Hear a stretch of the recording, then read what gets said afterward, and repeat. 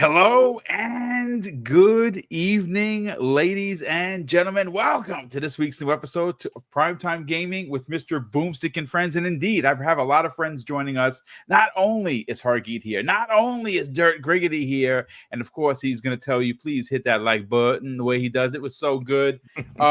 We have Hargeet. We also have Keasante joining us, and King David should be rolling through. And we're just covering one topic. It's the hottest topic in gaming, Dirt. Look, I was very facetious with the thumbnail. I basically I used the font of the Game Awards and basically the PlayStation Awards. Because that's really what it comes down to. Yeah. Ultimately, when you can take a game like Helldivers that launched this year, has not had any updates whatsoever, have not had any massive expansions to bring back the fan base. I don't understand how that's best ongoing when you have something like, I don't know, Sea of Thieves from 2018, who's had over 100 updates and now is available on multiple platforms, including PlayStation. You have Forza Horizon 5, which continues after its 2021 launch to still have unbelievable updates and for free, and it gets snubbed again. But it didn't get Game of the Year honors or nominations because it's too niche there, Dirt.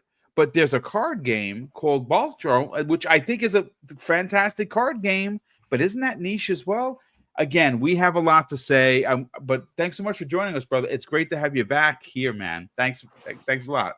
Hey, thanks for the invite, man. I'm happy to be here, and I'm happy to have a good show today, good topic. So let's go ahead and get to it. What's up, Hargeet? How you doing, my brother? I'm doing great. Interesting news outside of this, of course, with Karakoa. But they confirmed that they are, that Sony is showing interest in talks. And again, I don't know where that's going to go, Hargeet, because you and I had that conversation before. Sony already has a corner of the anime market. I don't know them getting an additional. I mean, they're Kodokawa is huge for anime.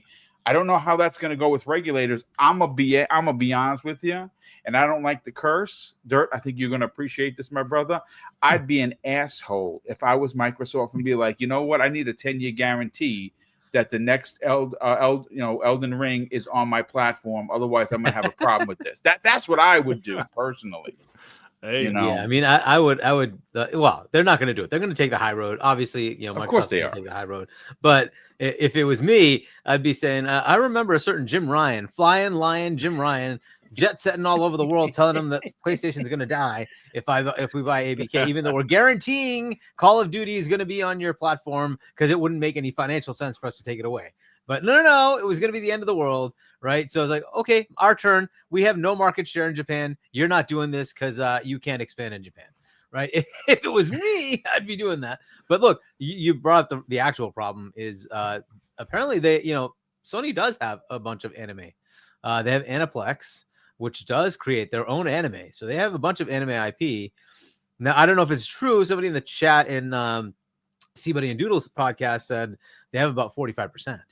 And if they have 45% of the market already, and now they're going to buy somebody else that's pretty substantial, I don't know that it does get approved. That's going to take up quite a bit of the anime market. And I don't know. Regulators, look, if it's Lena Khan is as interested in this world as well, instead of just, hey, it's Microsoft, and therefore we have to go after Microsoft. But if she really does care, this is an area they have to be concerned about. After 40% of a market in the US, we consider it a potential monopoly. Correct. After 60%, it is a de facto monopoly. So if they're going to get to 60+%, it should get just hammered. No, you can't do it. Right. And they do have to get approval here. They have to get approval everywhere that they are doing business. So they will have to get EU approval. They will have to get UK approval. They will have to get US approval if they want to continue to do business in the US. So I don't know. I mean, if it really is that big, I am not confirming it's 45%. That's what I saw in the chat. And if it's true, yikes, they're going to have an uphill battle. I know one thing I'm not going to do.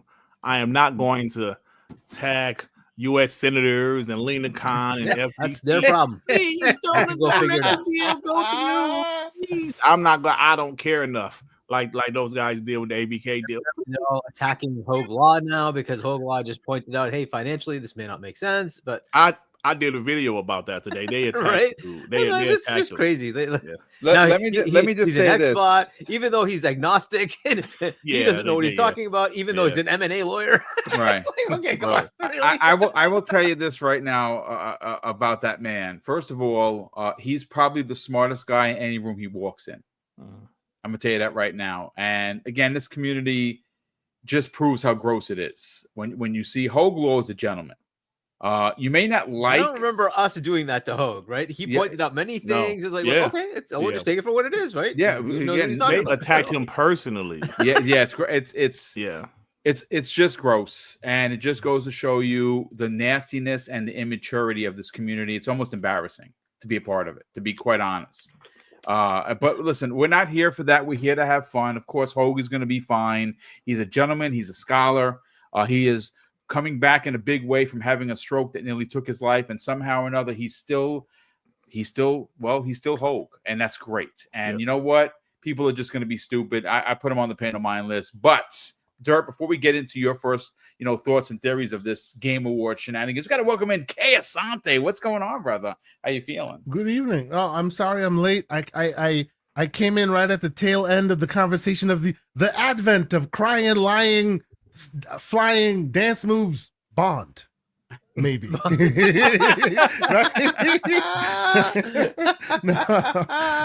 I'm happy to be here. Oh, it's always great to see you, Mr. Griggity. What's going on, brother? I hope you're doing well. And of course, Hargeet. No, this is fun. And oh boy, what a time to congregate to have this conversation. Because man, oh man, there's a lot going on. Anyway, I'm here for it. Let's go. Well, Dirt, I want to go right to you first, because first of all, he's been on the show multiple times. I consider him to be a very close friend. He is a prominent member of the community, and he does swim in waters that he is not ashamed to say are console war rhetoric. Yes. And he loves it. And you know what? He's a damn good swimmer. His last couple of videos, folks, which I used when I'm cleaning the house, I need something to distract me from all the cleaning I'm doing. Dirt, they've been on fire. They've been so freaking good. In fact, the one that you talked about that hit 10K was one of the longer ones, which is pretty shocking. And again, I don't know how you can be on the mic for that long without losing your voice. It's beyond me. You and Mav have this skill. I don't have that skill. But look, the truth of the matter is that it's another Game Awards, and it is another round of controversy. Now, I'm going to get into my spiel of what I personally think, but I want to go first to Dirt because, look, I said this yesterday, and maybe I was being a bit, pointed or facetious. I really kind of feel like, 2, 3, 4, 5 years ago, he would hide behind, well, it's not me, it's a panel of judges and independent judges, and there's no angles. And I think what they've done, especially for this Game Awards, allowing in DLC, allowing in remakes, are strategically putting others in places or in categories to make certain things go their way, so to speak. He's not even trying to hide it. I said it yesterday, and I'll say it again. I almost feel like he is this king, and he's like, listen, peasants, gaming peasants, I run the roost. This is my Game Awards, and I do what I want. And I have lost a tremendous amount of respect for Geoff Keighley. I have lost faith in the Game Awards. I said this yesterday publicly as well. If this was an award show only and didn't have first reveals or world premieres, I wouldn't even watch it. Right. I would not even take the time and give him a click or review, because I feel that some of the stuff that continues to go on is not only egregious, but it just goes unchecked. Out of what has happened so far, Dirt, what jumps off the page that you want to talk about? Well, first off, changing the rules specifically so he can let certain games or DLC into the nominees of Game of the Year. I mean, can you be any more obvious that you change the rules just for this specific reason that you wanted to get on maybe Elden Ring in there or whatever? And some things feel forced to me. There's some games in the game of the year category that seems forced. I mean, they might be good games, but there seem like there could have been some other games put in there. A card game. I mean, I'm not hating on Belantro because one of my WBG panel members love it. I guess it's a fun game. I love it. Yeah. See, one but of the at greatest the same games. time, It's amazing. Nope. Yeah, but should a card game be nominated for Game of the Year? See, to me, its award is the nomination. There's always got to be one. Ain't gonna win it. It's probably gonna win Indie Game of the Year or something. But getting it there itself is just kind of like a good look, right? I don't have a problem with that. I'll wait till my turn. Mine is the remaster remake culture that's like kind of permeating through the zeitgeist, but we'll get there. Yeah, see, you know, that's a great point. There's like the remaster, the remake. Shouldn't they do their own category for those style of games? You know, instead of just putting it with Game of the Year. I understand Silent Hill 2 came out in what, 2000? Like, I don't remember what year it came out. 20-some years ago, put it like that. I understand it was a remake, but I mean, some things seem kind of obvious to me. I was one of those guys that I didn't mind Geoff Keighley, right? You know, initially I was like, Geoff Keighley, he's putting on a game show for us, and we have the world premieres and things like that. So he usually didn't bother me. I mean, like, he still doesn't bother me too much because I'm just like, he is what he is. He clearly loves PlayStation. He prefers PlayStation. He loves Kojima. I mean, and that's fine. That's his decision. That's his preferences. So that's cool. But sometimes when you see certain things that just seem just like, come on, man, really, this seems forced.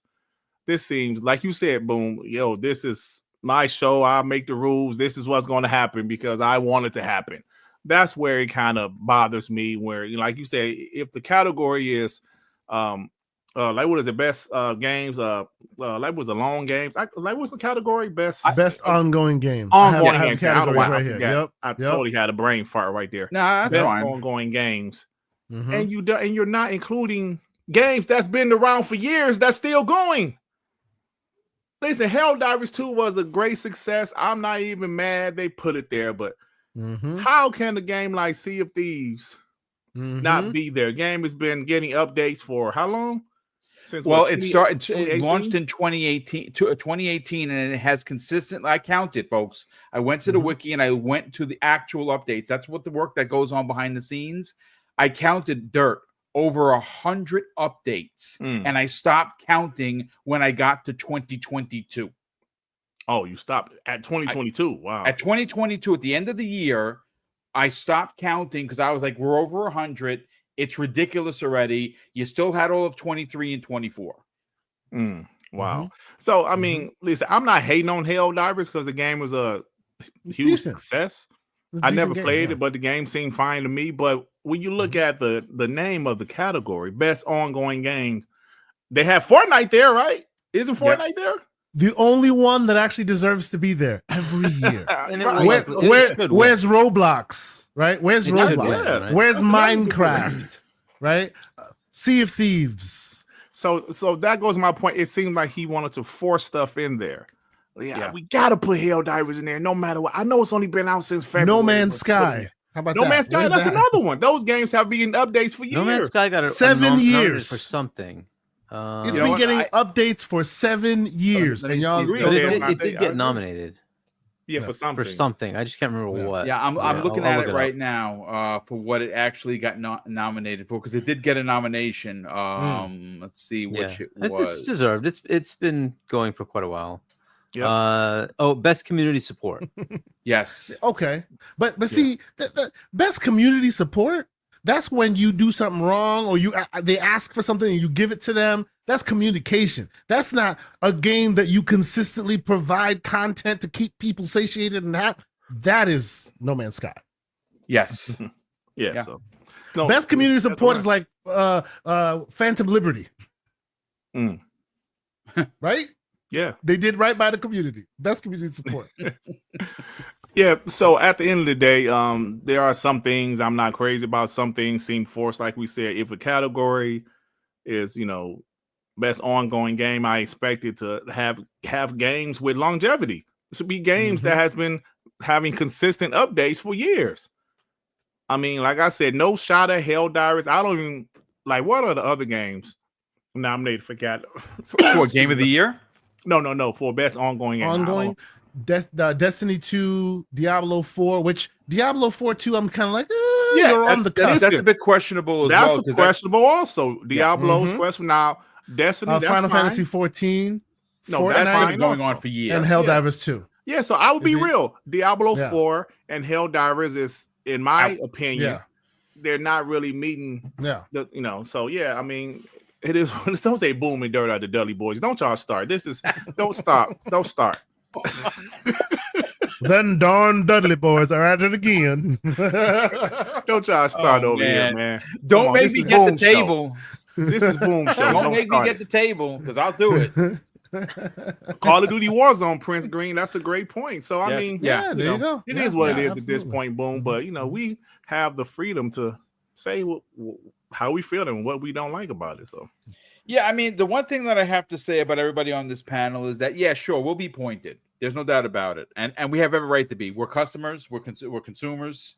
We are podcasters. We are content creators. And I don't go after Geoff normally. And I don't go after him actually because, listen, he doesn't know who I am. I walked past him in June. We were literally hanging out in the same press junket. Okay, big deal, right? I walked right past him. I could have stopped and said hello. I didn't want to be bothered, to be honest with you. And that's my choice. But the truth of the matter is yes, he's a businessman. He's a millionaire. This is his business. I just feel, and Dirt, please push back on this if you think I'm being facetious. When you are a representative of gaming, meaning, well, everyone and everything, you are supposed to act and conduct yourself like a diplomat. You are supposed to be a person that puts out their hand for everyone that comes across your path, not just Team Blue, because it's been absolutely blatant how the snubs continue to happen for Xbox. And a perfect example is exactly what I said. When you look at best ongoing game, Forza Horizon 5 in 2021 did not think about this for a second, folks.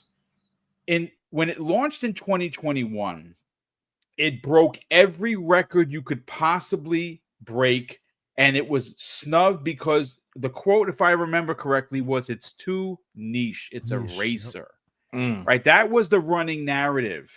But Balatro, which again, I don't play it, but everyone that I have talked to that enjoys it loves it. That's a very niche game.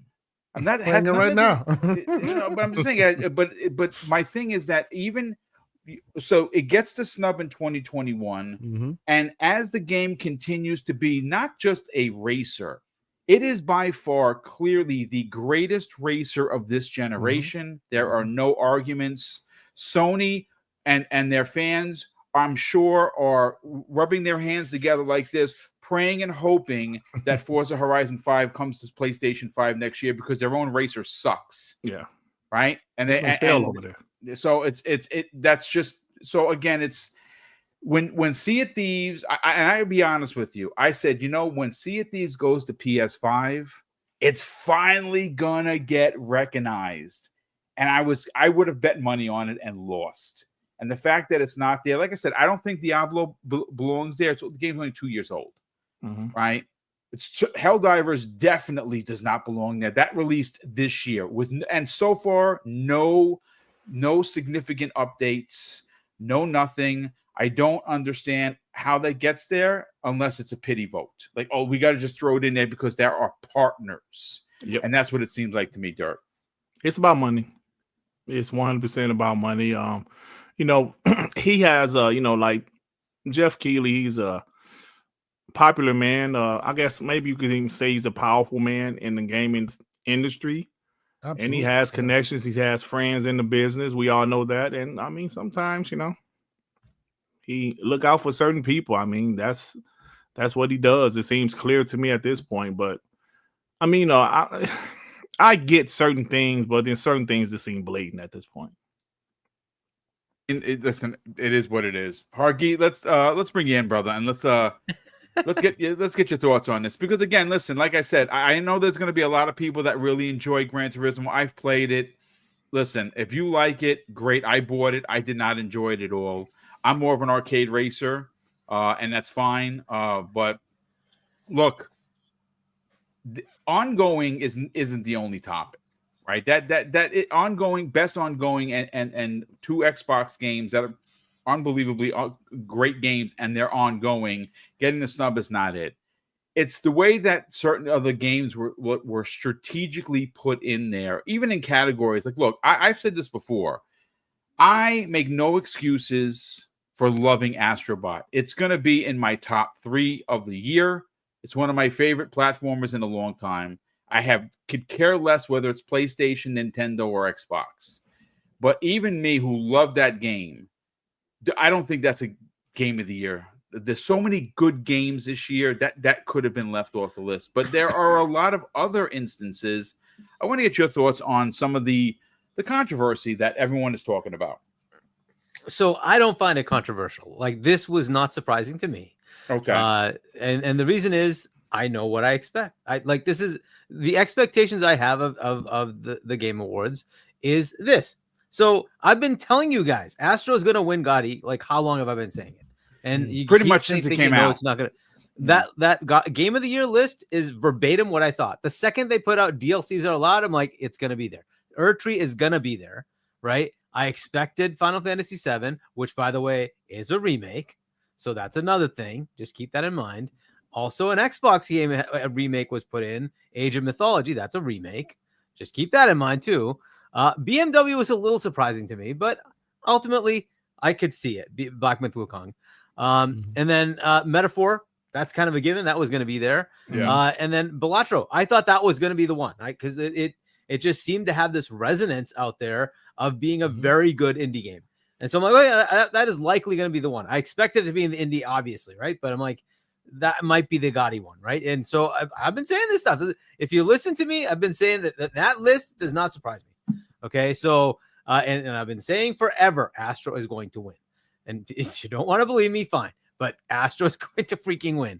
So the Gotti list does not surprise me. I was actually more surprised that Xbox got as many noms as it did. I was hoping for the best performance from Melina. She got it. I don't know if she's going to win, but at least she got the nom. After that, it was like, it's a toss-up. Call of Duty getting was it 4 nominations, whatever it was. That's pretty good. I'm surprised with that. Astro and Final Fantasy VII Rebirth have the top number of noms at 7. Yes. So I would expect them to flip back and forth and win. Metaphor is going to win here and there, but I fully expect Astro to get like 3 or 4 wins. So you should just expect that that's going to happen. I think maybe Call of Duty gets something. I think Hellblade multiplayer of the year, because it is by far one of the best multiplayers in a decade. So and then it is right. That is a viable one for it. I think Hellblade 2 will actually get 1 or 2 of them. I hope Melina wins for the best performance, but to be fair, I haven't played the other games, so I don't know how good those performances are. So they may have some excellent performances, and it could be very competitive. But we all saw what we saw with Hellblade 2. That was an excellent performance, so I hope that is a potential. But yeah, I'm not surprised by this at all. The one that maybe is a little surprising is in most anticipated. I would have expected to see at least some of the Xbox games. That's another, because we'll come back to there. Putting Metroid Prime 4 over E-Day, over Doom, over Fable. Yeah. Right. And I don't know about that one. I think that's a little sketchy to me. Ghost of Yotai, I can kind of accept. Okay, I'm excited for that. Listen, it's the one big Sony game they've got, right? Yeah. So fair enough. Death Stranding 2. Look, some people who play that game, they loved Death Stranding. So I'm just gonna say, hey, you know what? That may be fair. That game has no GTA buzz. Obviously is going to run away with it, right? GTA is going to win. Oh yeah, GTA is going to win. Yeah, no doubt. And Monster Hunter Wilds, a big game. That's a big game. I can see that one, right? But Metroid Prime 4, Metroid has never been a stellar, high-level Nintendo franchise. It's kind of like a lower tier. It's pretty good, but it doesn't garner that level of player base. So I'm like, I would think Doom would be a bigger one. I would think E-Day would be a bigger one. It just feels to me, it feels like that those were misses, right? And again, this is all based on the media, which is heavily skewed to PlayStation, which is why this is the way it is, right? It is what it is. The majority of the media is heavily skewed PlayStation. So that's why you see this. That's why you see this list. Okay, so does it surprise me? No. That one though, I would have figured it'd be one Xbox game because there's so many that you'd figure at least one of those big games would have been on the most anticipated list, even though it skews PlayStation. But okay, fair enough. Outside of that, not really. Like the ongoing, Helldivers 2 has had quite a few different weekly challenges, monthly challenges. So I don't see that being that off. And remember, recency bias happens. So it would be nice to have some recognition for the games like Roblox that really are constantly updated, Minecraft, things like that. But this is just the way it is. You're going to have recency bias. Helldivers is in there. Diablo's in there, even though there are other games that might be better than that. Final Shape, it is like the end of the story arc. It rated really well. Does not surprise me that that's in there. So again, I like Final Fantasy 14 has been like nominated over and over again. But that's been ongoing for years, though. Yeah, it has. Yeah, it's a very long tail game, and of course, Fortnite makes sense, right? I don't know if Fortnite runs away with it, but we'll see. And as far as like the rest of it, I don't know if there's anything that really stood out to me that was like just absurd. Most of it seems pretty good. It's not bad. Again, it would be nice to have in the best anticipated, like the most anticipated, to have one of those games. But outside of that, this does not surprise me in any way. Like Age of Mythology actually being nominated was like, wow, really? Okay, fair enough. I didn't expect that one. When did that get the nod for? What was that? When did that come out? No, I'm saying, but what category did I get the nod? Oh, for? Sim. It's best sim, best strategy, Sim, right? Yeah. I mean, that makes sense. It is a strategy game, and it did just come out, but it is also a remake. So it is a remake, exactly, right? So if you're going to complain about remakes, then that would be knocked out too. So I'd be careful with the remakes thing because like Final Fantasy VII would not be nominated, and I think it probably deserves to be nominated. Well, I mean, a lot of people that I bought it. I didn't get a chance to play it. It's in the backlog. A lot of people that played it really, really enjoyed it. So I'm not. There's no shade for Final Fantasy remake. For a rebirth. And if it was a remaster, I'd be with you with like, hold on a second now. We're not going to nominate a remaster, right? But it's a remake. It's a full-on remake. Yeah. They've added a lot more story, right? You could maybe make the case of Silent Hill 2 because it kind of really takes the current story and does the same thing. But still, it is quite a bit of a substantial upgrade. So I'll kind of give it to them. It is a little bit of an annoying one though, like best narrative. Yeah, that narrative was there in the original. So is it really fair? One of the more shocking ones I think is Star Wars Outlaws. That one is a bit shocking for me. Didn't have anything else. Yeah, no, I know. I don't know. Games for Impact. I like Hellblade being there. The other ones, there are some good ones in here. And I think it has a chance, Hellblade, to win that one. But yeah, look, ultimately, I'm not surprised by this because I pay attention and like this is it. Like I always expect, like you look at their history, this is what they do. So like I expect it, which is why I've been saying Astro's going to win. It's going to get nominated, and it was the top nominations. That's just the way. I totally expected to see this, right? So I'm not surprised in any way. And I still give it like a 70% chance Astro is going to win Game of the Year. If not that, it could be Metaphor. That seems to be the other one. I think it's going to be Metaphor.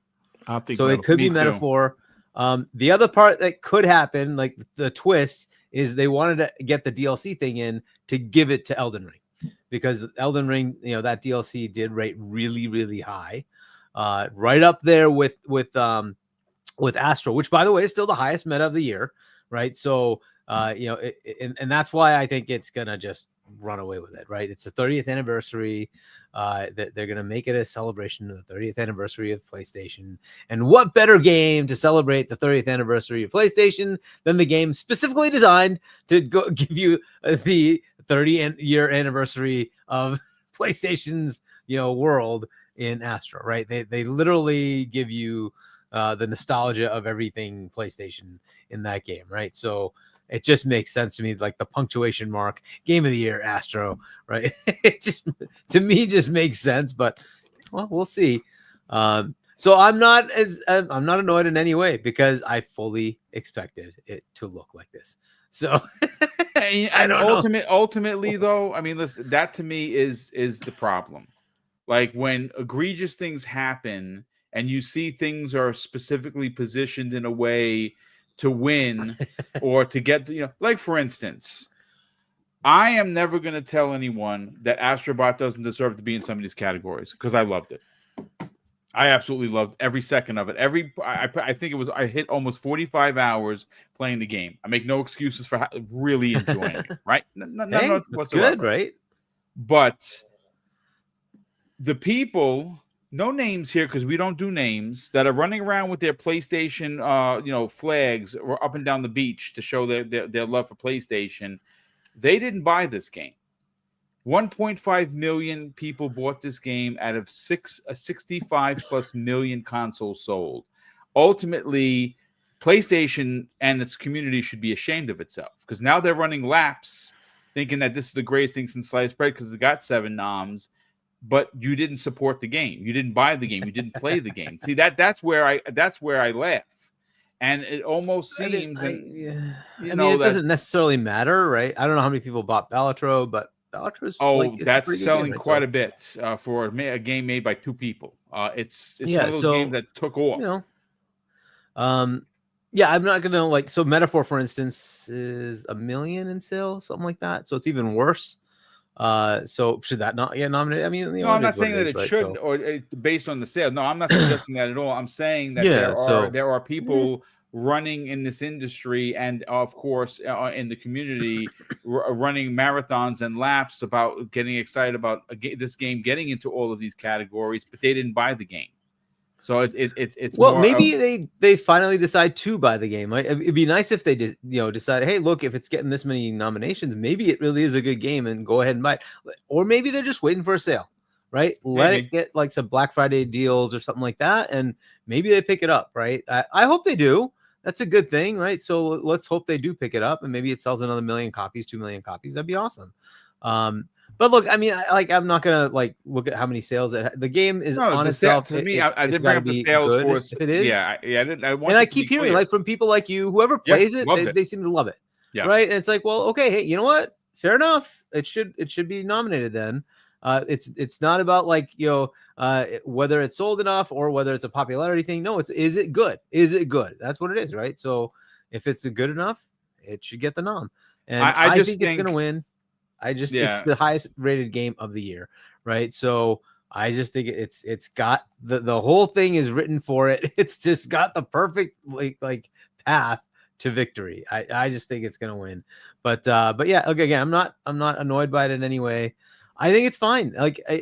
We can't expect more unless you have the media totally flip, which could happen, like we saw with IGN recommending the Xbox over the PlayStation.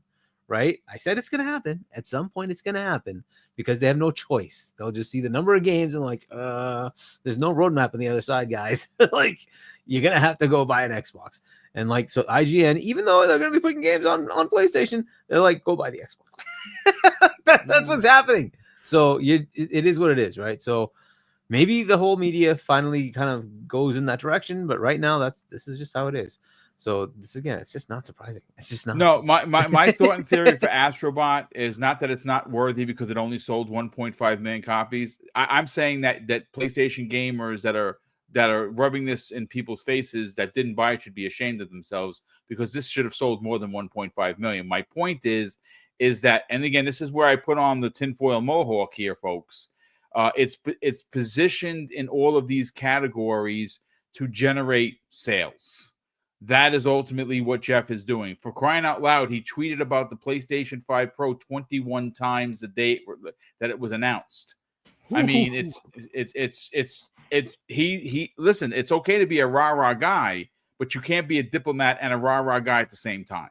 And if he's supposed to be a diplomat and he's supposed to be for the gamers and for the developers, that doesn't mean PlayStation only. And this is another example of that happening. Again, that's my personal opinion on it. But you know what? I want to bring in Kay Asante because he has quite Did Farq send you this picture? He sent you this picture. He probably sent it to you. He sent it to me, so I'm assuming he sent it to you. Let me see. To me? No. Yeah, hold on a sec. Oh, wow. That's fantastic. That is fantastic. I'm going to make that my screensaver. That is great. You know what? I'm going to bring this up. Hold on a second. I want to do a screen share. Hold the horses. Dirt, you're going to love this. This is magnificent. Mark Hughes following me, man. Last time I was on a pod, he followed me with more of them. Oh boy, Yeah, what does he got this time? Hold on, let me get it in here. Look at that. Wow, that's amazing. Look at that, great. That is great. Freaking, you know what? Let me blow that up. Hold on just a second. That is fan. He's very good at this, man. He's very good at that. Man, he's been having the ball lately with this. Very good. I got hair. Look, I got hair. You got a little hair there. That's excellent. You both do. That is Farq. That is amazing work, my friend. Thank you so much. That is absolutely fan-freaking-tastic. But you know, Kay, you have some really powerful thoughts and theories. As a matter of fact, I specifically asked you to please bring the tinfoil kufi, as you known to keep it in your back pocket. Let's break it down. So, okay, like Hargeet, I will say I'm nonplussed by all of this because, you know, the first time the Chihuahua pees on your leg, oh, bad Chihuahua. The second time the Chihuahua pees on your leg, you're an idiot. Like, that's literally what's going on right here, right? How many times must the Chihuahua pee before we realize we need to move the hell out the way? That's neither here nor there. But I'm nonplussed. But once again, while I'm not necessarily like frustrated or anything about it, this always shows you the same opportunity that the reason why he has power, as Dirt just said, right? The reason why he's a powerful man is because we have anointed him the diplomat of our gaming community, right? And if he's not doing what you want, and every year it just bears repeating, he's not doing what you want, maybe it's time to look at other places that follow the merit of a game. Oh, is it deserving? Is it worthy? I feel like looking at the Game Awards award categories, I feel like I said this. I don't know if I said this to you, Boom, or somebody else. This feels like one of those movies where they aim to kill one person, but they'll kill 15 people just to obfuscate the fact that they're trying to kill one person. Right? They literally put the positions in place and then filled all the gaps around it in chaos. Although you see exactly where they're going. Now, what do I mean by that? Here's where we put the kufi on for a moment, okay? I just think it's hilarious. I'm kind of like, got the murder board out, seeing what's going on right now. Like, as Hargeet has said, there's no way that Game of the Year isn't either what do you call it, Astrobot or Elden Ring, right? Or the third option, the upset option, metaphor, right? Those are the options. And why do I think that? Because if you look at best game direction, it is exactly the same list in exactly the same order. Yeah. They split the take from jump. I mean, it is the same logos. It's almost like you copy pasted. Game of the Year and best game direction are literally exactly the same list, top to bottom. Right? Yeah. So the idea goes, Astrobot gets this, and then Elden Ring gets that, or vice versa, right? It's to not make it. It's to give them both Game of the Year awards, basically. Yeah. Right. That's what it appears. Okay. And then what I mean by bringing chaos, they have games from 2023 in a 2024 award show. Right, just like last year, they had AAA budgeted Nexon backed games in the indie category. You know what I mean? Yeah. Here's the one that Hargeet was really, really, really like on, and I'm like, that's the first thing I clued in on. Okay, so for a while there's been this back and forth about, oh, Keighley's the one that does it or whatever, and then of course folks come and rightly point out that, hey, it's an amalgamation of certain media outlets and or influencers, blah blah blah blah. We know some of them, some being the great Paris Lily or somebody else. They're all kind of in the mix. You know their names, right? They tend to be the ones that are part and parcel of that decision-making process, right? And by and large, like you guys have said, they've already telegraphed, hey, we think that deserves Game of the Year. And if a voting member says, hey, I think that deserves Game of the Year, I'm taking that to the bank because he has a voting share. He's not controlling the entire thing, but at least that's one vote, that'll go for that as Game of the Year because he gets the vote, right? But the thing that I think is hilarious about most anticipated game, for example, right? These guys all come together to make their choices, right? And I checked this out. Eurogamer, IGN. I can even pull some of these up. I was reading it while we were having this discussion earlier, right? Each and every one of these sites that people go to have their most anticipated game of 2025 list currently on the show, right? And you can imagine that they are the amalgamation of folks that come together to make this most anticipated category, right? But guess what? If I go to PC Gamer right now, if I go to IGN right now, if I go to Eurogamer right now, guess what I see? I'll use IGN as a barometer. Most anticipated game of 2025. Before you even hit the second row, Doom the Dark Ages, South of Midnight, Fable, Clockwork Revolution. They even said OD - Hideo Kojima game. Wow. Right? Like Perfect Dark. This is only from IGN. State of Decay 3, Blade, Gears of War E-Day. This is IGN's most anticipated. If I go to the others, right, Eurogamer, all these others, they will all repeat this among many games, but they're all there. But you're telling me of all these people that together are the voting body who also have their own game of the most anticipated games list that have copious Xbox games, not one could conjure a single Xbox game for 2025? Not one? Yeah. When they themselves have lists on their own websites that have 6 or 7 of them, each of them. Really? This tells me that beyond we're trying to fill in certain gaps, it looks like they're like, you know what? If we do what we're supposed to do, people will hear about it. They'll go, oh, this is going to be great. And then they'll move on. But if we don't do what we're supposed to do, you know what's going to happen, right? We're going to get that Dirk Gregory. We're going to get BoomStick riled the F up. They're going to be talking about it for weeks. Yo, everywhere you hear it, what are you going to hear? You're going to hear the Game Awards. They're craving. They're this. Good news is that any news is good news.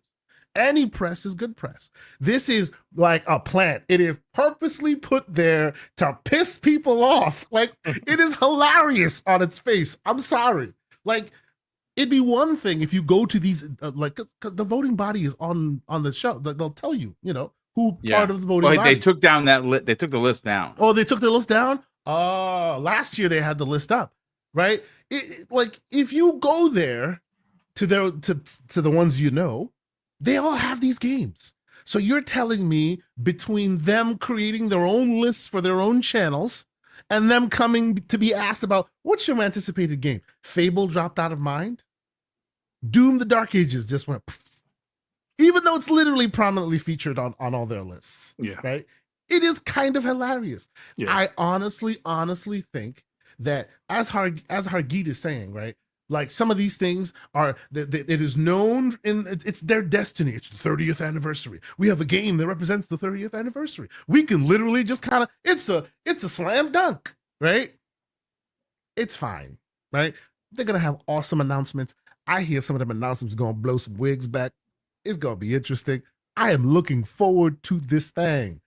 I just wish they would remove the pomp and circumstance and the earnest way with which they try to convince you that this is about showing love to the game industry and showing love to the developers. Because I feel this is quite disrespectful to the game, to the developers themselves. Why? Because when you put a DLC of a game that itself has already won the Game of the Year award before you put. Now what you're training the public, right? What you're training the publishing base, because we already know the power of Keighley. It makes games go up. Balatro, one of the greatest games in the world. I consider that game like Tetris. It is amazing. If you haven't tried it, you should, right? It goes 100% now in all the stores because it's featured as Game of the Year.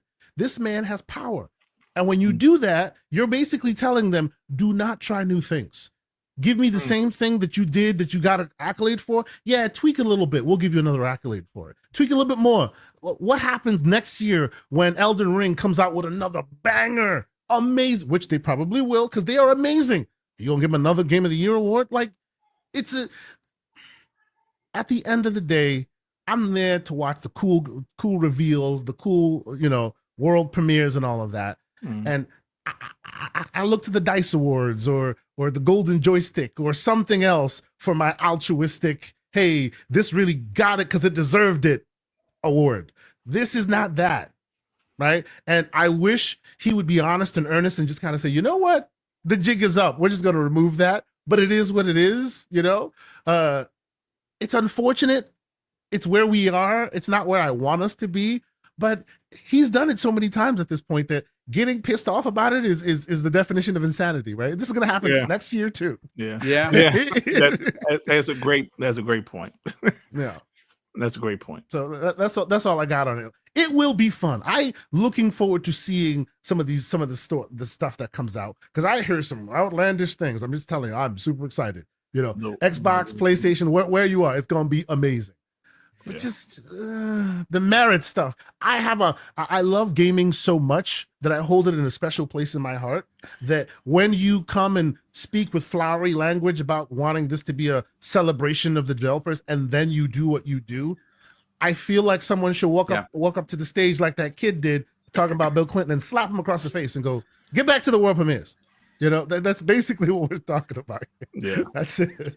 No, I mean, listen, great. Xbox got 12 nominations. That's pretty good. That's not no doubt. That's not again, better than Nintendo. Yeah. It's double Nintendo, right? So I don't know. I'm actually happy that they got that many noms. I don't think it's that bad. Do you guys think Fallout's gonna win over Arcane? Is it Arcane the other big one? Yeah, I mean, that is the battle of battles, man. That's the adaptation. Because that is a good one. Yes. Listen, Arcane was beloved by anyone so I believe it. I haven't even watched it yet. It's in my queue. I heard anyone. It's. I watch Arcane and there's not a dry eye in the house. That thing is a fucking masterpiece. It is so good. Oh my god! And so to go up against and Fallout, let's be real. That was phenomenally done. Yeah. So that's definitely it's a battle for sure. It's a battle. Yeah. That's going to be. I didn't even know there's a Yakuza series. That's pretty cool. Yes. I refuse to watch it until I start like getting into the games. I feel like I'm cheating if I watch it. You know. Maybe if you watch it, you will get into the games. Maybe I do it backwards. Yeah, maybe it might be. Yeah, absolutely. Yeah. Well, listen, I have another topic. Again, obviously, this we've said everything we're going to say. Look, it is what it is. It's unfortunate that there's people on the panel and we have this opinion like, we don't like certain things, but we just kind of expect it, and that's why he doesn't hide it anymore. We're just.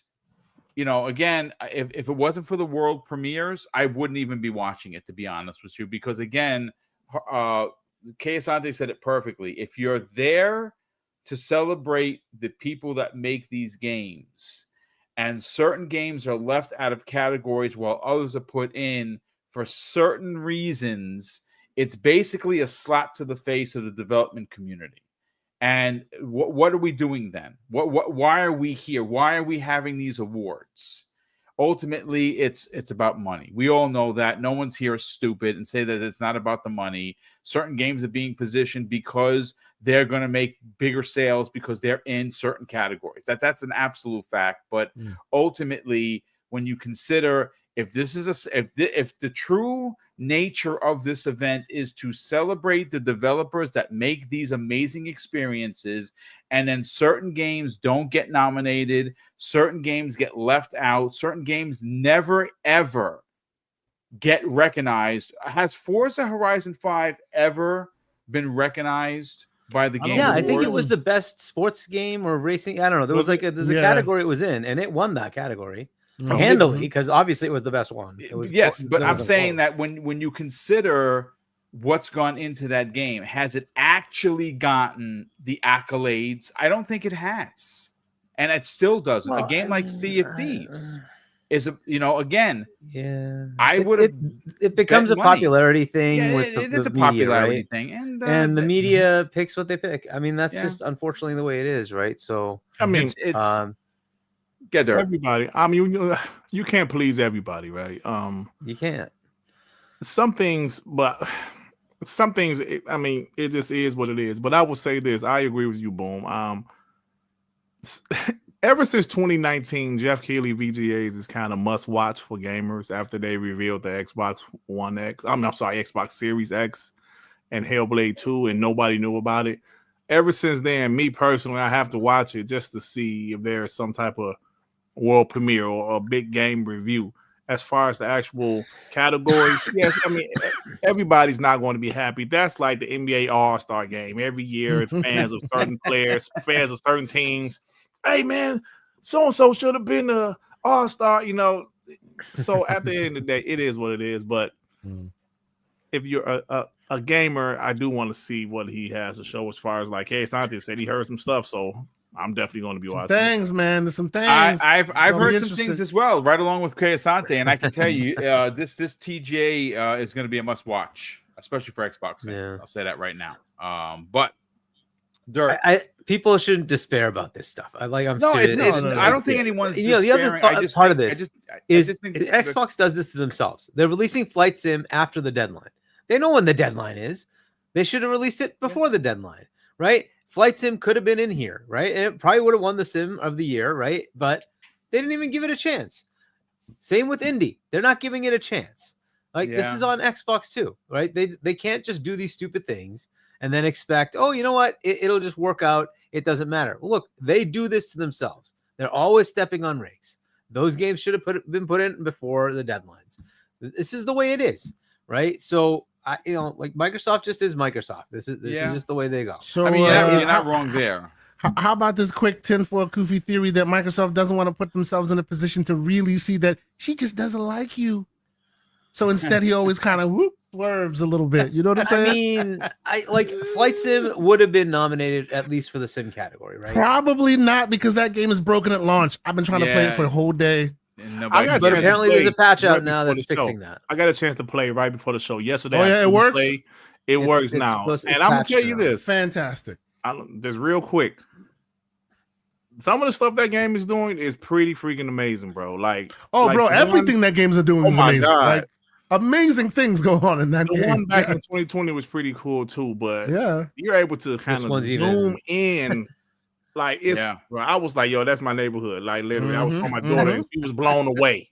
She was blown away. Oh my God, that's my school. It elevates even further, right? I'm like the next step is going to be, hey, why don't I just have a virtual vacation, bro, and go to a city? Hey, listen, my daughter's high school, the football field, right? They literally had the logo of her football team. They had the logo on the field. She was like, "Oh my God."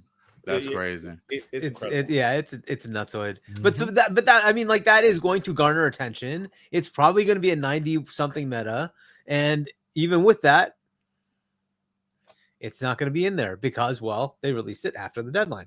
This is on Microsoft. Come on, but Harky, be fair though. I mean, the game. No. We should push back on Xbox. What if the games wasn't ready? What if the games wasn't ready? That's their problem. What if they need those extra couple months for polish or whatever? Hey, this is their problem. Look, release it in February, release it in March, and then you'll be nominated. Right? This is always their problem. They do these stupid things. They definitely have a consistency problem. There's no doubt about it. The one per quarter that they're talking about, I think we're finally going to get next year. And it starts with Avowed, and then obviously there's some rumors that South of Midnight might be in April. That's the second game, I think that's the. And of course, you have Fable, I think, coming out holiday. You got next the next year's Call of Duty. RPG category is going to be Doom Xbox heavy. You got Doom, of course, and I think Clockwork Revolution. I really do. I think. You think that's next year? So basically, all the games that Keighley decided to snub. I understand. Cool. All right. Yeah. I'm just it is what it is. But listen, I do have one additional topic. It's a smaller one. It's one that's worthy of talking about because we were all told that Call of Duty was not going to sell. We were all told that Call of Duty was gonna in Game Pass was gonna hurt sales. We heard that no one was going to buy the game. We heard everyone was going to continue to play on PlayStation. Folks, I got some numbers here that's going to completely blow your wigs off for sure. But before we get to that, I got to thank got to talk about the super chats here, and got to thank Dirt's wife's fiance. Drops a very generous £2 super chat and says, "Dropping by to say hello to my good friend Dirt." You don't know this story, Kay? I don't know the story. For those that don't know the story, this was earlier this year on Sean's show TTS. I was talking about my daughter's fiance. My oldest daughter's fiance, and I accidentally said my wife's fiance. Just an accident. Wow. Okay. Just an accident. And I didn't even realize I said this. That girl, your wife's fiance. I was like, oh no, my daughter's fiance. And they haven't stopped talking about that since. It's funny. It's funny because they come after him when he in his own chat, and he's like, "That's it, I'm out of here," and he shuts off the camera. I fall out of my chair. Like, I can't take you guys anymore. This is too much. So that's so like Kay Asante, if you didn't know, that's the story, bro. They haven't let me live that down since, man. I say it was an accident, bro. Let's stop it. Well, I got news for you. The Dudley Boys thing is that's it. We're the Dudley Boys. That's it. You know what we got to do? Next time we show up to an event together and someone says something, we need to get out the table and you need to jump from the top rope and break them in half. That's what you need to do. So we got Frank Mancini drops a very generous $2 super chat and says, "What's up, panel and chat? Y'all awesome." And well, so are you, Frank. Thank you so much for the generosity and of course the kind words. Dan Lazaro, what's going on, Dan? Hopefully you're doing well. He drops a very generous $5 super chat and says, "If the idea is the game isn't going to win anyway, the game shouldn't be nominated. Giving a spot to an indie just because is a sorry ass reason." I mean, look, if there is an upset to be had, I think Balaltro is going to do it because, like I said, it's not for me. It Takes Two is an indie. It won. And it won. Yeah. That was incredible. That game was incredible. I mean, look, again, it's Balaltro is not for me, but Kay Asante, every time I will tell you this. He loves it. Objectively, search your soul. We all have different ones, but objectively, the greatest game ever made is Tetris. Desert Island, you can play that game forever. Balatro is at that level. It can just go on forever. It's that good, ladies and gentlemen. I am playing it right now. Forgive me. Continue. No. I mean, listen, it is what it is. It's a great opinion. For me, one of the best games in the last decade was made by one man called Ponicle. Vampire Survivors. Yes. My all-time favorite game of the last decade. Like literally, I could be having a great day. It defined the genre. There are Vampire Survivor likes everywhere now. It is. Yes, absolutely. And I'm not a roguelite player. That's usually not my bag. That particular game is just brilliance on the screen. So, I mean, to each is everyone's own. But RC Polygons, who's been a channel member for a month. So, RC, thank you so much for supporting the channel. He says, if Sony can buy parent company from software, then last place, dead, non-competing, getting KO by Sony, Xbox should be able to buy another publisher.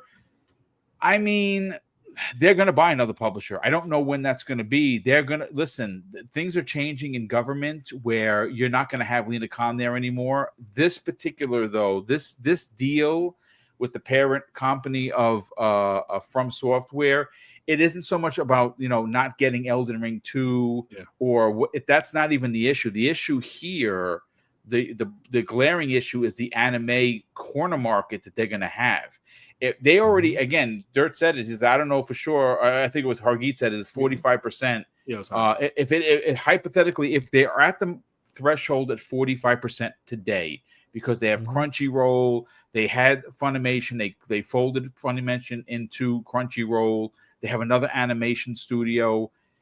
If they get this, you got to understand it's going to be like 70% of the market, and that ultimately is what would be, by pure definition, a monopoly. I don't know if they get that, to be honest with you.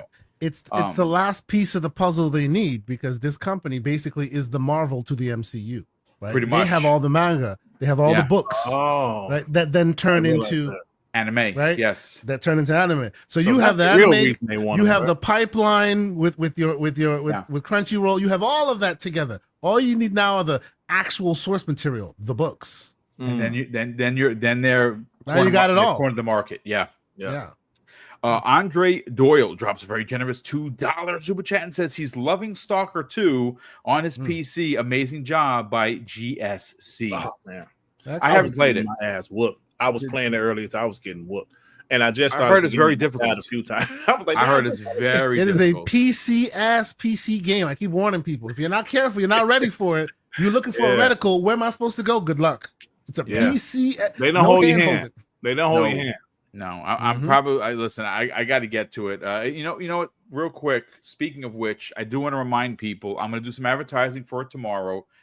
Friday morning's Breakfast with Boom is going to be special. Mrs. Boom and I are celebrating GSC. We have been really emotionally involved in that story of those people. You have to understand that when the fact that the game is out and it's playable it's unbelievably shocking, right? They have been displaced with the war in Russia, and obviously they were safely moved to Prague, which is where they finished the game, but they lost many of their team members and their fellow co-workers who stayed behind to defend the country, and they died in the line of duty.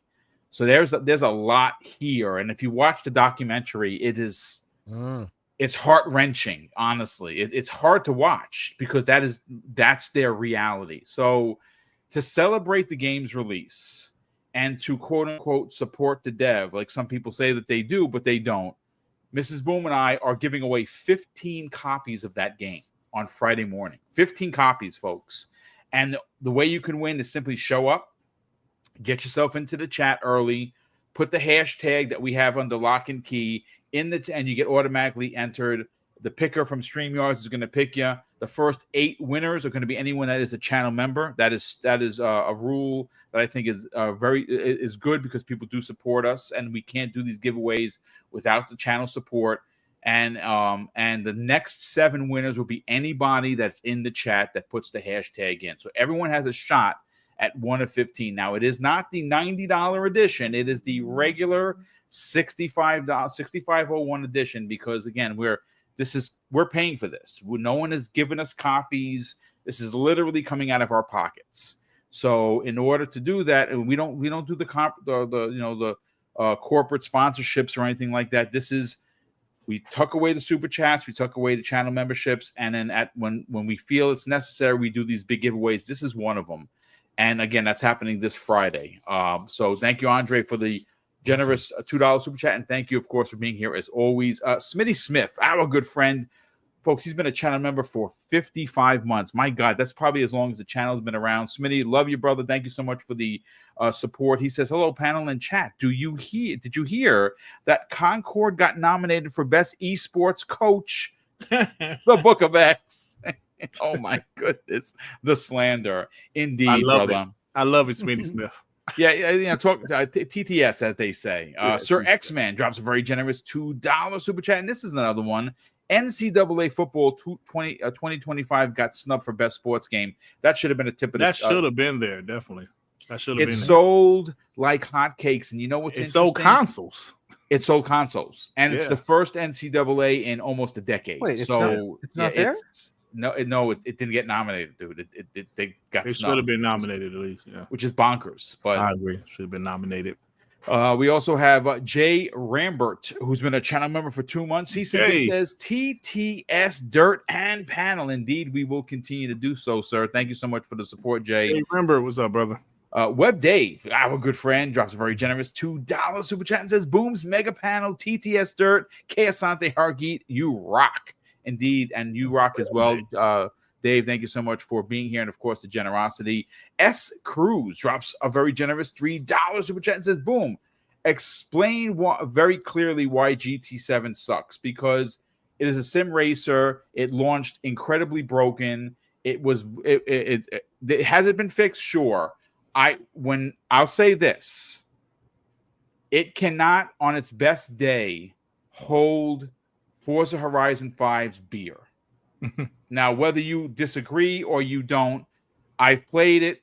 I've not enjoyed it at all. It sucks to me, and I bought it. I bought it on Black Friday. So again, if you like it, okay. If people in the chat like it, good.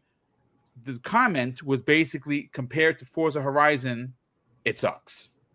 Now, maybe they're two different racers to you. One's an arcade, one's a sim, but at least I bought it. There are a lot of people that talk about buying that game, didn't buy it, or didn't even bother playing it. At least I gave it a shot. I bought it. It's sitting here on my shelf right now. I don't like it. So that's. I hope that clears it up for you. S Cruz, thank you again for the generosity, and of course, I hope I answered your question. We have here Splendiferous drops a very generous $2 super chat and says, "Boom, I see you have Seal on the panel tonight. Good one." Oh man, this is just crazy. They're coming for him even in this chat. Kiss of a rose, POS. Alien Ninja drops a very generous $5 super chat and says, "This might be controversial, but certain categories should only have brand new games that release in the year of in that year. Game of the year should only go to new releases, in my opinion." I mean, that's kind of a FF7 Rebirth wouldn't count. I mean, Rebirth is a different thing. It's not a beat for beat remake. It's so different than its original source. You can really allow that. I so different think that doesn't bother me at all, because Rebirth. Look, Final Fantasy VII as a whole is so different. Yeah. To compare to what it was on the PlayStation 1. So I actually don't have a problem with that, to be honest with you. I mean, it's such a different game.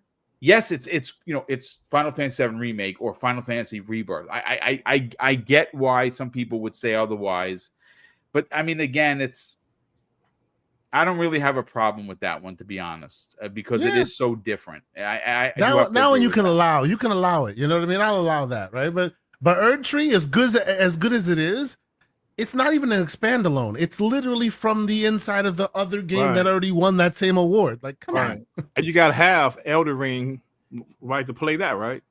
Yeah. Yeah, you got to play through the first one to a certain extent to get to that one. To get to that one, yes.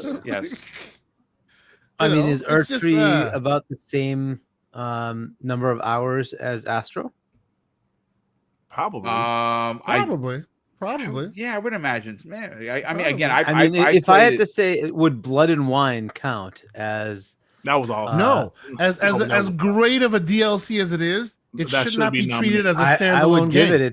I would give it. It's not a standalone game. It felt like its own thing within. No doubt, it was so good. It was so no good. doubt that it deserves its flowers. But if you're gonna do this, then I'm gonna go get all outlandish and go, where the hell's my damn Phantom Liberty game of the year? Y'all didn't see fit to change the rules then, did you? Come on. I think it could count. Well, I don't know if it was good enough for it to count, but it should have. But look, the point is, give it a remaster, remake, or DLC category. Do not muddy the waters. They already have one. It's ongoing, right? That's best ongoing game. But that's a different conversation. No, it should be best DLC. No, best ongoing should be for live service. That's not how they categorize it. That's not how they categorize it. It does include DLC. But look, then why is it in the Game of the Year award category? I don't know. Because I understand your take on it. True. Yeah, true. And I'm not saying one is better than the other. I'm just like pointing out, hey, this actually helps Xbox too, right? We on this side, there's a lot of ongoing, Let me be clear. I'm not in this to help. I'm not in this to help or hurt Xbox, right? It's not to me. It's not about whether Xbox gets or doesn't get. I just need the energy and the rules to stay consistent. Yeah. Not move and shake based on who's there. They'll always be consistent on games that are great on PlayStation. I mean, listen, it's that's here nor there. Listen, real quick, I do want to just get these last super chats, and then we'll get into the last topic. Eris_EMS drops a very generous $20 super chat, super sticker. Aris, thank you so much for the generosity as always. That is phenomenal. Silver Afro drops a very generous $20 super chat and says, add this to the Stalker Fund. Boom. Merry Christmas. Support the heroes. Brother, that's very kind of you. Unless, trust me when I tell you, that's where we're able to do these giveaways. And again, speaking of Christmas, we are doing a $2,000 giveaway. $2,000 in 2 hours for our 7th annual Christmas with Mr. and Mrs. Boomstick. That we'll be getting into as soon as December hits. We're going to be advertising the H out of that. And that same way, all you got to do to win is be in the chat. 4 grand prizes of $250 and 10 $100 gift cards to your platform of choice.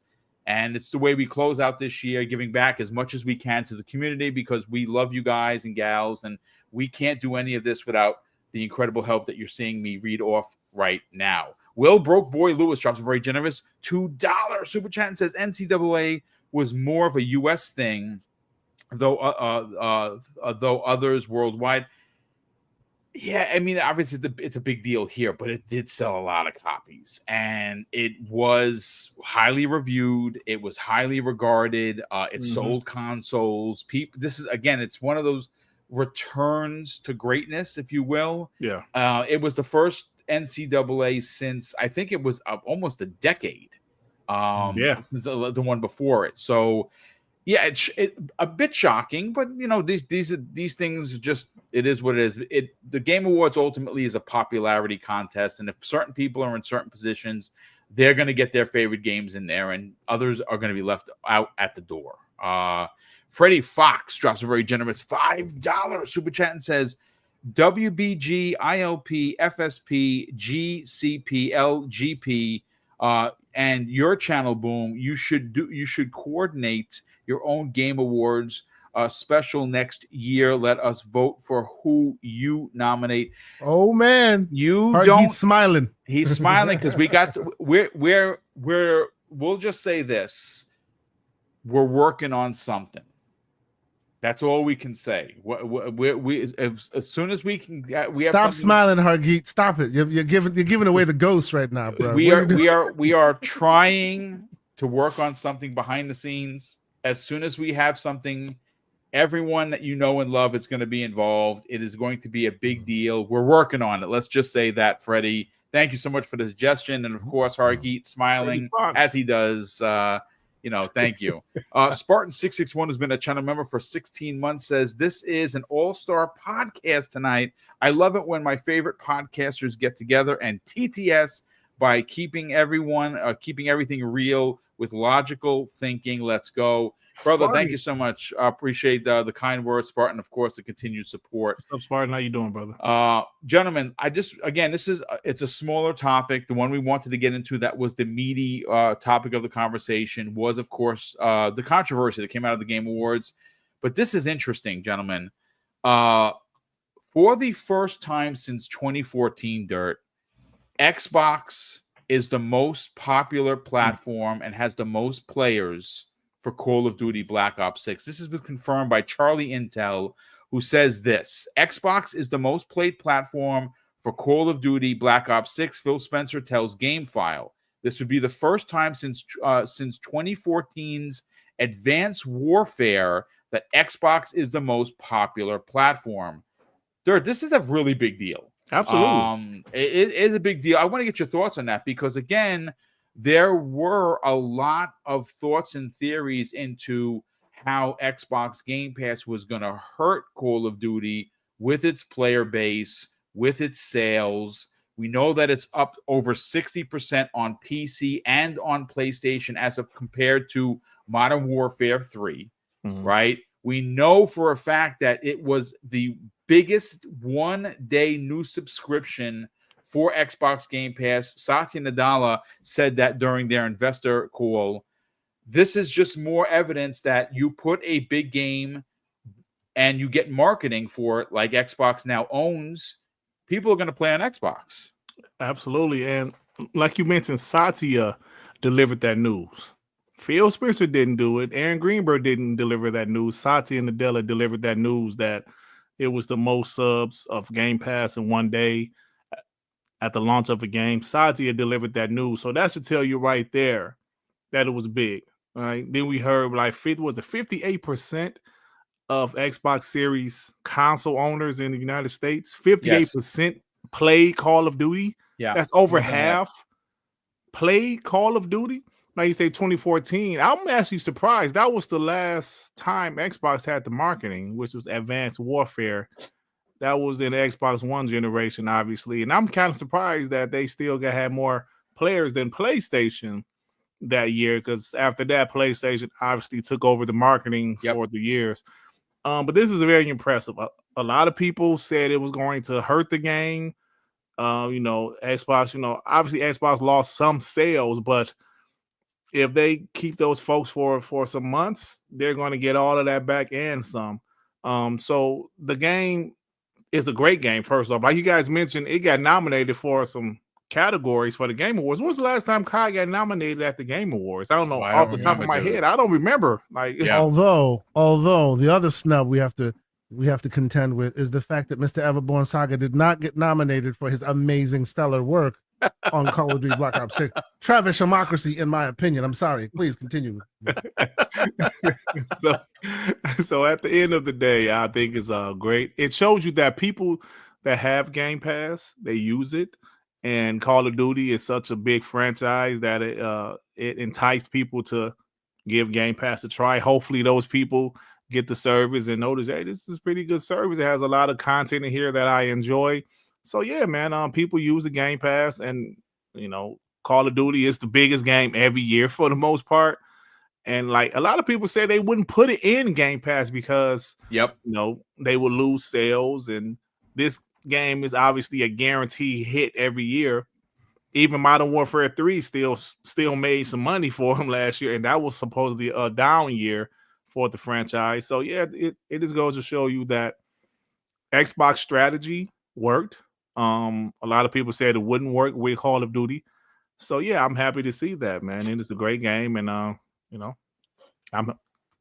like moving forward, this is going to be a big thing every year.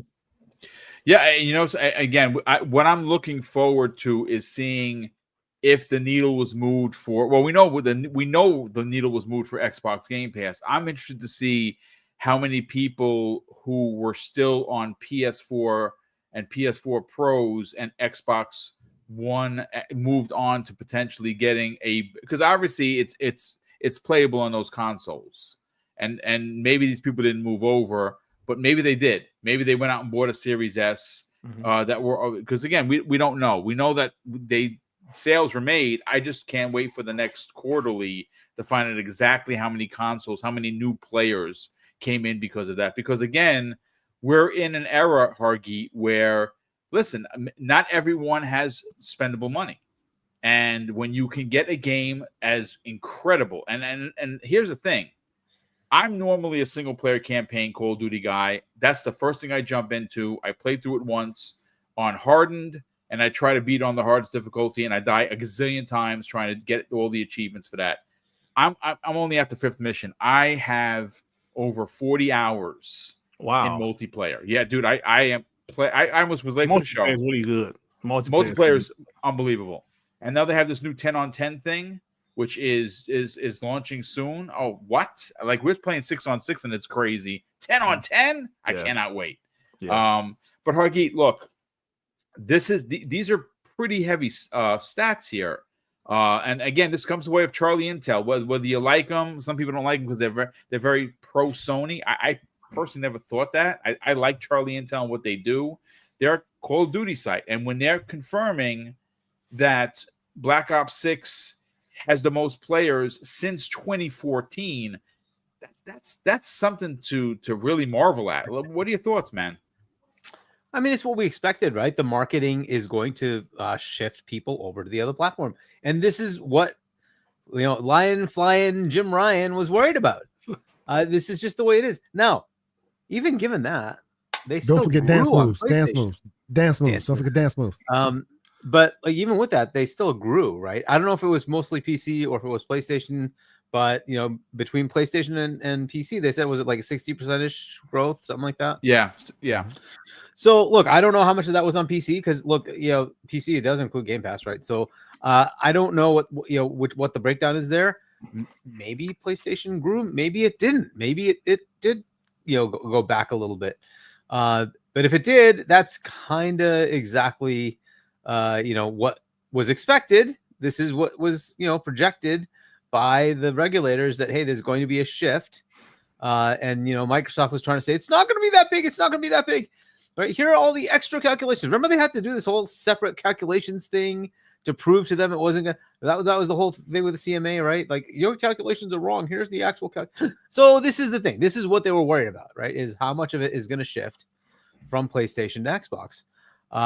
This is probably going to get worse over the next few years. And part of that isn't just the fact that Call of Duty is there. Part of it is that there's just no games on the other side, right? This is why I'm excited about Kadokawa, is to say there's some good news on PlayStation side. They have something to look forward to, right? And hopefully they have some games to finally announce, right? They have nothing right now. Ghost of Yotai is it. That's just not a good enough roadmap when your competitors out there touting 10 games a year. Like, you gotta have something to compete with that, right? And they just don't. And like, if that keeps happening, eventually the mind share is going to shift over to the other side. Just like IGN saying, buy the Xbox, don't buy the PlayStation, because they actually have games. Yeah, the content. It's just a reality, right? It's like, you want to go where there's games. That's it. It's just that simple. And if they keep up with this, that's going to be a problem. And like Call of Duty being one of the biggest games that people go buy a console for, along with the fact that the enthusiasm's on the other side, it's just going to shift people over. It is what it is. And this is why the whole like putting the games over on PlayStation, it doesn't matter. No, it's just not going to matter. Listen, it's about what people think. They see the showcase and like, oh, Xbox has that, Xbox has that, Xbox has that. The fact that it may even be on another platform, they don't even care. They're just like, oh, Xbox is showing me this and this. Oh, that's where I need to be. I need to be on Xbox. And then PlayStation shows you what? There's going to be the problem, right? So fair enough, right? This is kind of the way it is. And like, I see this as the marker for what's happening next, right? They're going to see, okay, this was successful. It did what we wanted. It bumped up our subs. It bumped up our sales. It made the game bigger, right? And we got more revenue. Okay, where's the loss? This is win-win-win, right? That's what they want to see.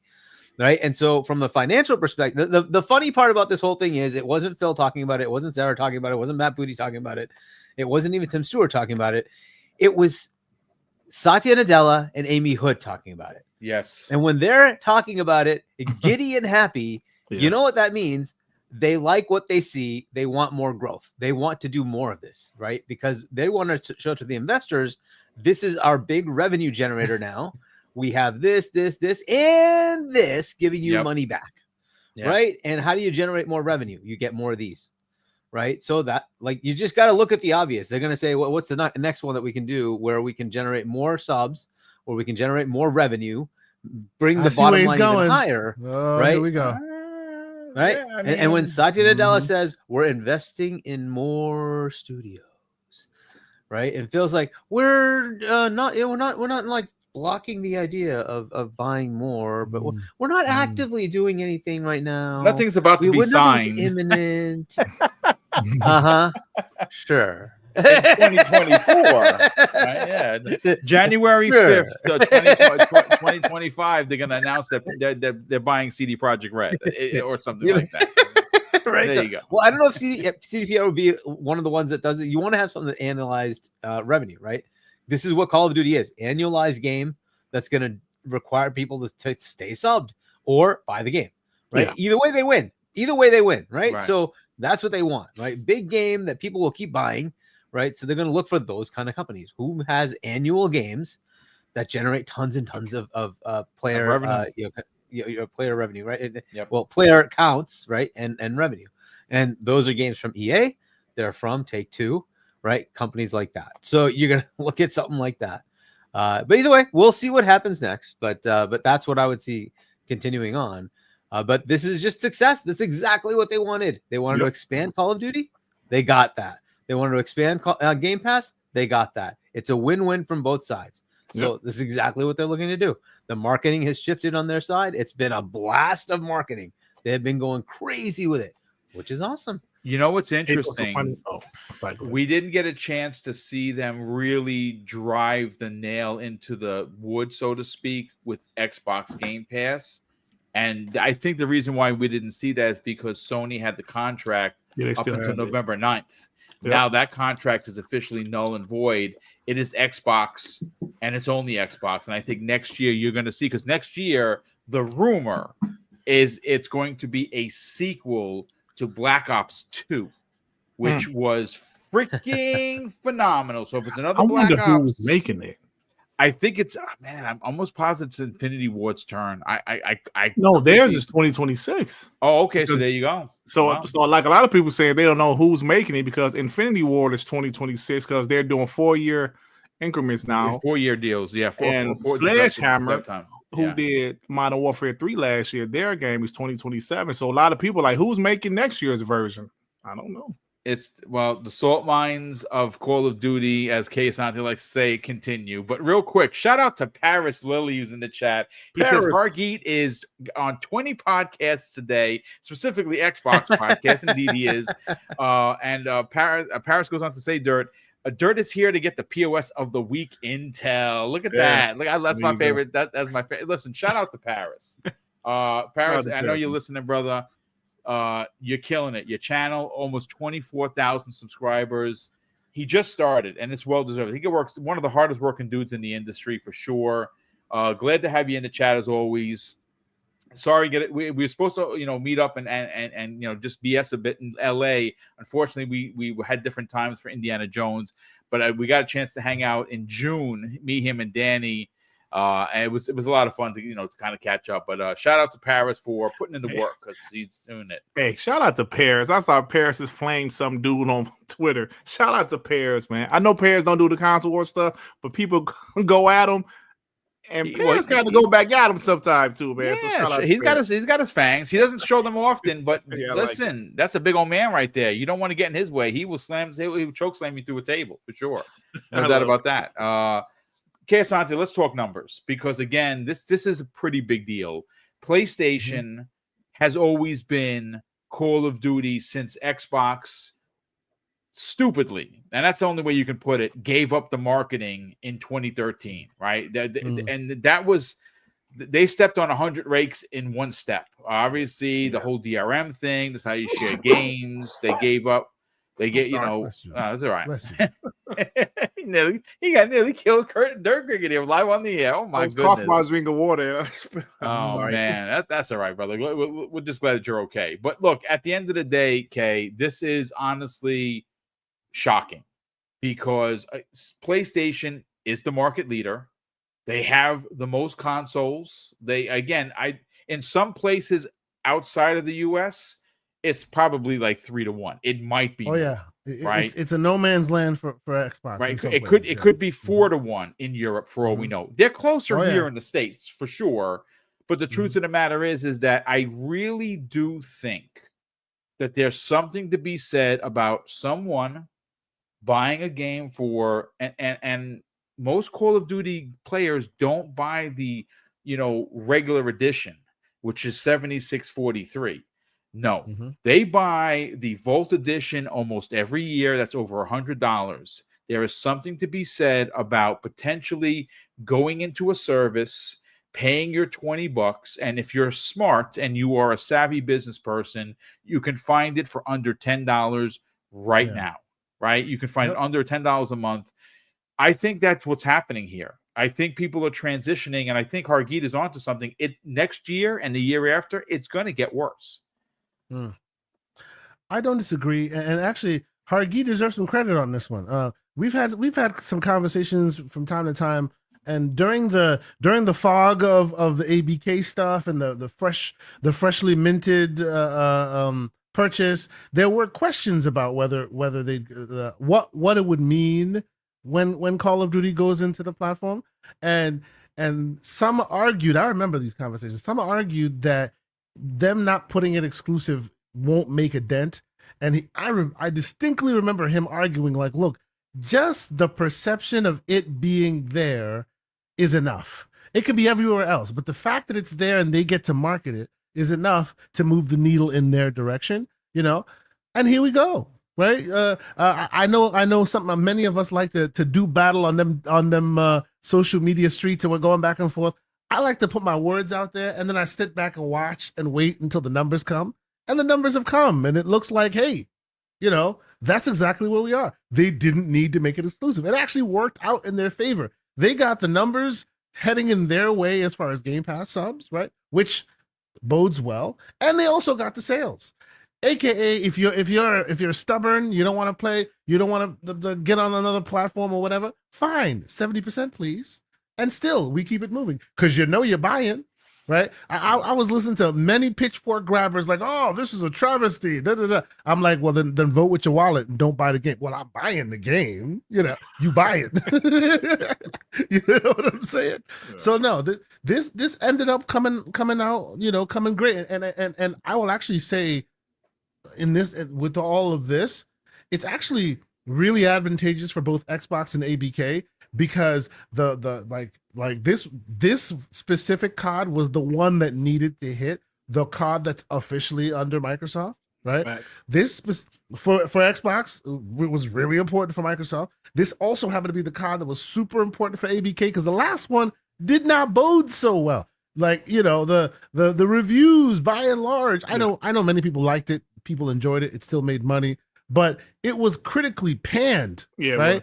They were saying they phoned it home, and it was a whole thing. They phoned it in and all of this.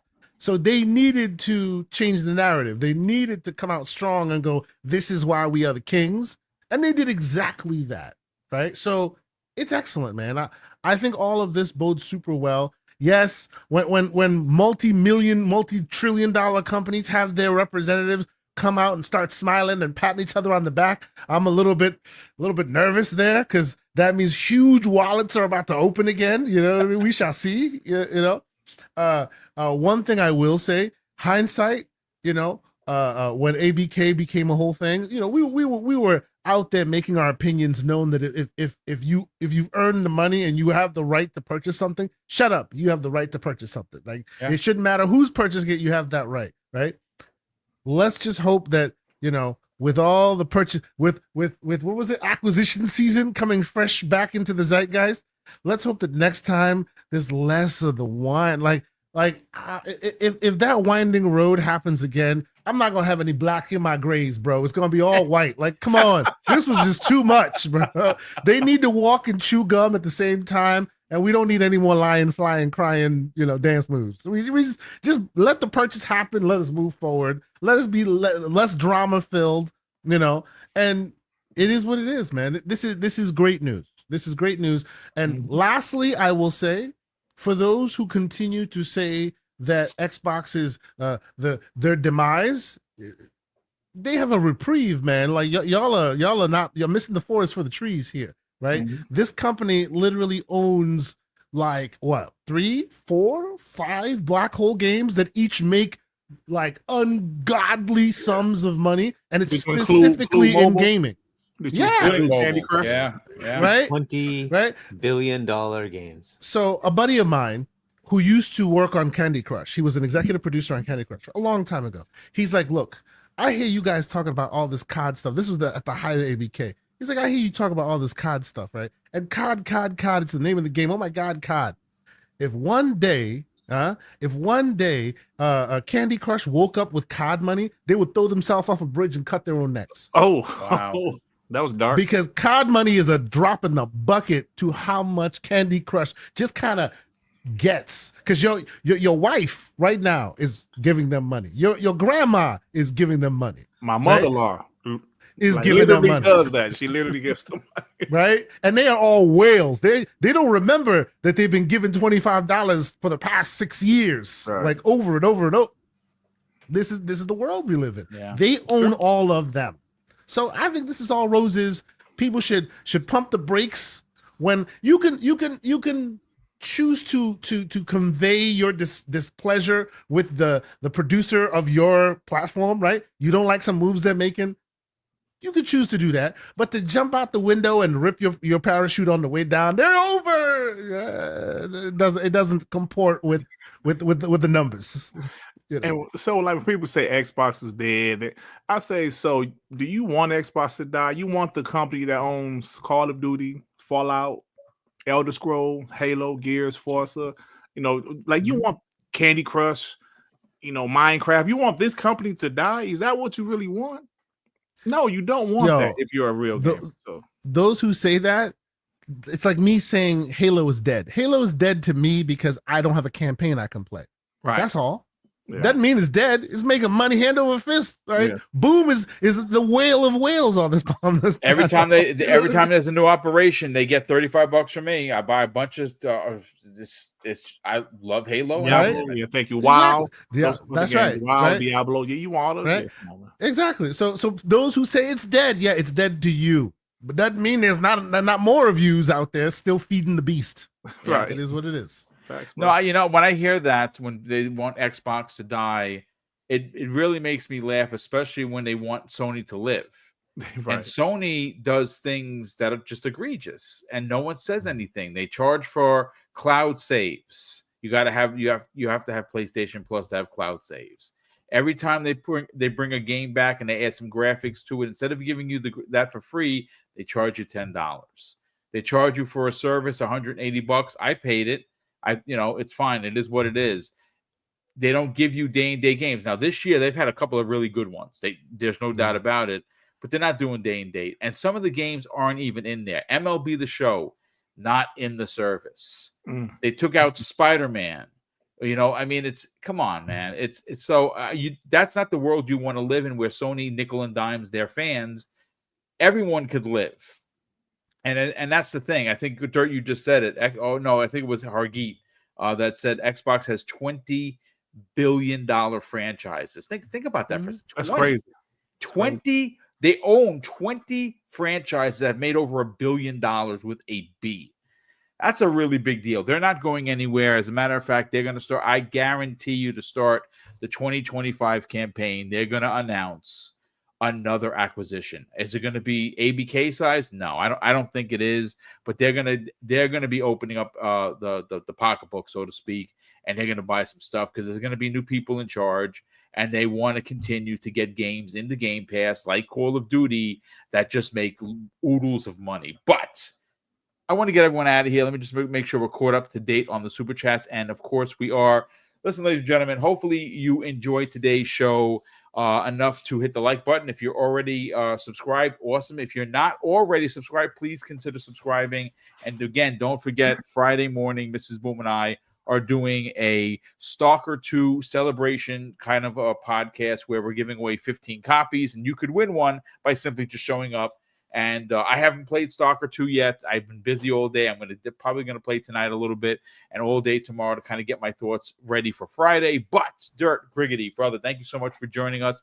We got to sell your podcast. We got to sell where they can subscribe, because you're closing in on 15,000 subscribers yourself. Phenomenal work as always. Again, you TTS the ponies, as you like to call them, and listen. You have fun with it. Like I said, again, the last couple of videos he did where he killed it.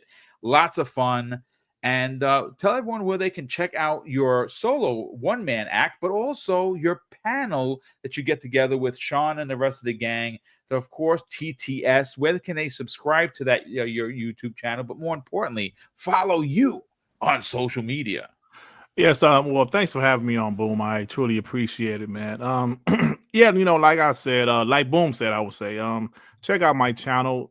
Can I put links in the chat, or you have that blocked? No, you can put links in there. Absolutely. Yeah, throw it in there. So check out my channel if you're not subscribed. I have a lot of fun. I do console war banter, but I'm just having fun with it. I'm not as serious as some other guys out here in the community. So yeah, my Monday podcast is called WBZ Xbox Podcast. We have a lot of fun on there. We have a lot of little segments. We have fun. So stop by. That's 6 p.m. on Eastern time.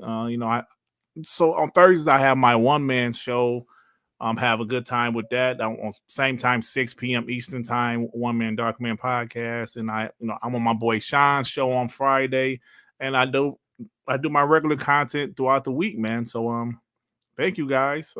Thanks for having me on, man. Thanks, Boom. Well, thank you so much for being here.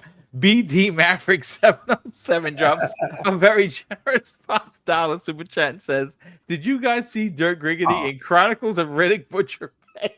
Yeah, Riddick. Tell you COS. No, don't do that crap on other people's show. Oh, damn. Oh man, they're coming for you, Dirt. I can't believe this. Wow, this is just crazy. Thanks so much for about the dark humor. Oh, come on, Hargeet, bro. Now, see, that's why I said don't do it on nobody else's show. Because last time this happened on Web Day Show, some ponies clipped it and called me all kind of stuff. And I said, look, man, I told my homies, listen, we have fun on my show. We have a good time. It's all fun and jokes. But when we're on somebody else's podcast, it makes it different, makes it a little awkward. Okay, you understand what I'm saying? Yeah. Well, Hargeet, brother, sell your brand. Not only did you write a book this year, and you released it, called Emergence, folks. You should definitely check it out. You can buy it on Amazon. He's going to tell you where you can buy it, but you can also follow him and subscribe to his YouTube channel, which of course he has behind him, as well as find him on many other shows, one of which I don't know if it's happening tonight with Fonz or not, but obviously he usually does Fonz's show after this one. Oh, that's right, they moved it. That's right, they moved to Saturday. Yeah, they moved Saturday. So of course you can find him on other podcasts. But Hargeet, tell everyone where they can't find you on social media, but more importantly, where they can subscribe to your YouTube channel. Yeah, so on YouTube, Hargeet21, if you want to subscribe away. Pick up my book if you want, Emergence, shop.china.us. Check that out. And then I'll be on most likely tomorrow with C Money and Doodle on their show. I think it'll probably start at 8 p.m. U.S. Eastern Time, On Point for Gamers. And then we have the Friday normal night shift. Again, with C Money and Doodle, On Point for Gamers. Check that out. And then Saturday with Fonz at 6 p.m. U.S. Eastern Time, Fonz Gaming.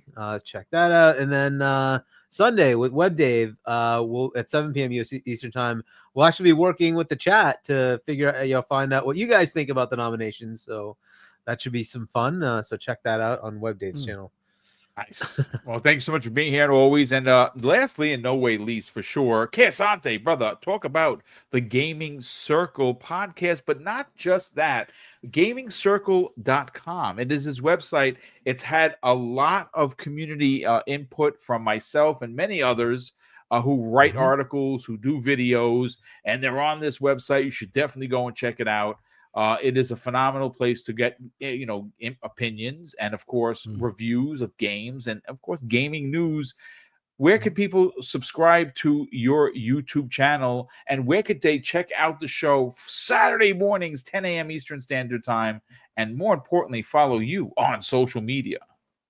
Well, first and foremost, I want to once again thank the brothers for being here. It's always great on a Wednesday to kind of reconnect. Sometimes work just kicks your butt, and this is a great respite and escape from that ridiculousness.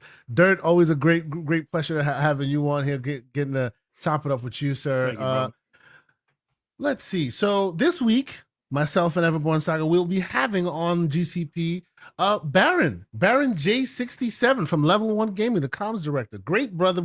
We actually got a chance to meet and hang out in June. Met him a couple times during my trip out to LA, and it's been a while since I chatted with him. So I'm like, hey, why don't you come back and we'll join us on the show. So he'll be on the show this weekend. We're going to go over some of the stuff. Everborn has, as he does, some ridiculous theories we're going to dissuade him of. So it's always going to be fun. So come check us out Saturday morning, 10 a.m. Eastern Standard Time. And of course, on Mondays, myself and Mr. John Wolf do a more PC-centric show. We talk more PC stuff. I'm going to slap him like real silly this Monday because he spent like 3-4 months talking about how the PS5 Pro is trash, and then he pigged out and bought one. So we're gonna take him to task. It is what it is. Speaking of which, my 30th anniversary bundles just showed up today. Nice. Oh, there you go. Up on eBay. There you go. Good for you. You're gonna make some money on that for sure. So remember that when when you buy that 30th anniversary edition for like $3,000, you might be making Hargeet look very happy. So they there you go. But well, I put it up for much more than that. Are you serious? Wow. Well, I haven't checked. There's going to be somebody that's going to buy that. That's a sword after. I mean, eBay recommended 5,000. I'll just put it that way. Whoa! Wow! Dang! Holy crap! Wow! Somebody will have the money to pay for that, which is just charge them more, crazy, ladies and gentlemen. That's just for the PS5 Pro. I have the Slim, not the one with the Portal as well. The whole bundle, the whole collection. Holy crap! Well, good for you, man. Good for you. Damn. That'll just make me want to wait and see how much the price will rise, because that thing is very, very in demand, so to speak. Well, the PS5 Pro itself, not really, but people no, that 30th anniversary is no joke. It's something else. Yeah. That's cool. That's cool. No, man, keep us posted on that. I want to see how much what you take from that. That is amazing. That is awesome. But yes, thanks everybody for being here. You know, come find us in all the various places we do what we do, and it's always awesome to have y'all here on Wednesday night. Thank y'all so much. Yeah, real quick, Abdel114 says Riddick assault on Dirt Athena was better. Oh my goodness, stop it. Clue, man, you know better. Mm-hmm. Well, listen, ladies and gentlemen, hopefully you had as much laughs as we did. Again, this was a great show, great conversation. Again, you know, the opinions here are our own. If you don't like them, then you don't have to be subscribed. But we have fun. And, you know, again, we like what we like, and what we don't like, we talk about it. But thank you so much for tuning in. Super appreciate everyone. We had, close to almost 800 live viewers, which is bonkers. And, of course, that is across Twitter and YouTube. We definitely appreciate you checking out the show. A big thank you to all of the super chats that popped in here. Mrs. Boom and I are incredibly grateful for it. And obviously, we do kind of put it right back into the community, which we're doing this Friday and at the end of the year for our holiday episode. And of course, I'm going to close out the show with something that's incredibly important to me. Hopefully one day it'll be important to you. And that's something that my dad taught us when we were kids. And he would say, Craig, treat others how you want to be treated. And also, it doesn't cost anything to be nice. You live by those rules, son. I can guarantee you're going to have an awesome day. So take care, everyone. And we'll see you next week on the newest episode of Primetime Gaming with Mr. BoomStick and Friends.